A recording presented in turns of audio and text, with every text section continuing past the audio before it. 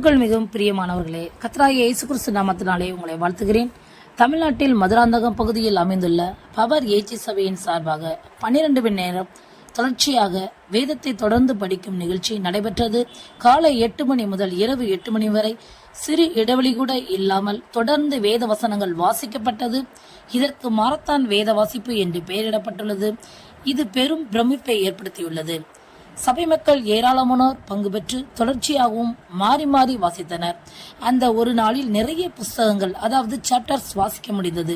இந்த நிகழ்ச்சி வேத வாசிப்புக்கான விழிப்புணர்வாக அமைந்தது. இந்த நிகழ்ச்சியில் சபையில் தலைமை போதகர் இயேசுராஜ் அவர்கள் நடத்தினார். பல்வேறு அலுவல்கள் இருந்தாலும் அதன் மத்தியிலும் அந்த சபை மக்கள் வாஞ்சையாக பிரயார் பட்டணத்தார் மாதிரி வந்தார்கள். வேதம் எங்கே என்று தேடுகின்ற காலங்களில் இதேபோல் நம் சபைகளிலும் இந்த மாதிரி வேத வாசிப்பை நாம் நடத்தி ஊக்குவிக்கலாம்.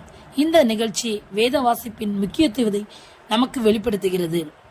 இதை பார்ப்பதற்கு மிகவும் ஆச்சரியத்தை ஏற்படுத்தியுள்ளது. இதே போன்ற பயனுள்ள தகவல்களை பெற இந்த சேனலை சப்ஸ்கிரைப் செய்யுங்கள்.